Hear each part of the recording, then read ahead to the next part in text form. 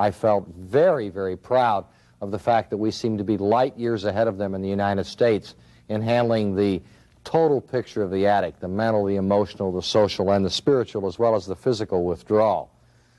But then over time, I guess I've been thinking about that, and I've come to realize that perhaps there are some flaws in what we do, at least on occasion a flaw, and unfortunately at times a fatal flaw. What I'm speaking about here is the fact that I think some of us who work in this field, both the physicians, the inpatient and outpatient staffs, nursing, counseling, have perhaps forgotten or maybe never really knew the total mental, emotional, social, and spiritual anguish that an addict is going through during the time of withdrawal.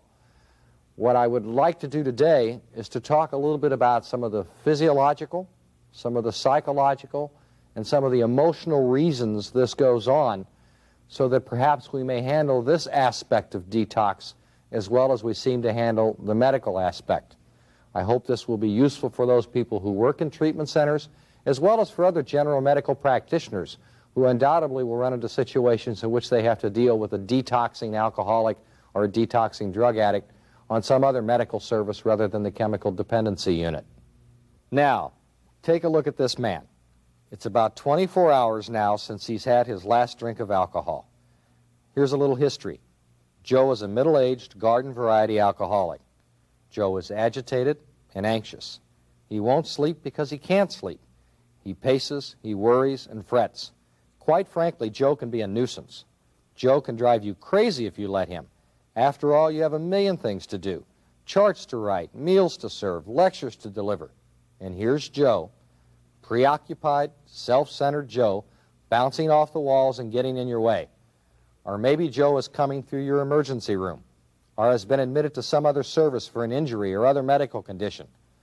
Let's say you've had a very busy, stress-filled day, and you have one nerve left. I can guarantee you Joe's going to get on it, unless you understand why Joe is behaving this way. Now, why is Joe behaving that way? Is he just an obnoxious person?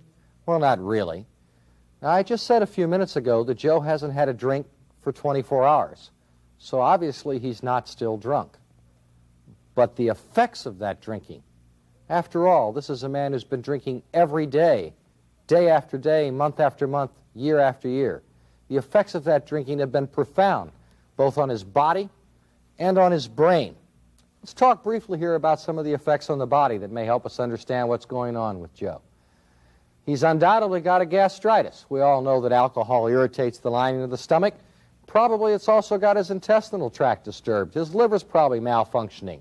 He probably hasn't been eating very well for a number of months, maybe years. Even if he has been, he's probably had some malabsorption, some nutritional deficiencies. He may even be a little bit anemic from all of that. In addition to that, Joe's probably got extreme agitation and anxiety due to the effects of alcohol on the brain. After all, he's been putting this organ to sleep on a daily basis, an hourly basis, for a significant part of his adult life. You know, when we do that, whenever we introduce a drug, be it alcohol or any sedative drug, tranquilizer, sleeping pill, painkillers such as the various opiates, etc., whenever we put a chemical into this brain that puts it asleep, the brain tries to overcome that sedative effect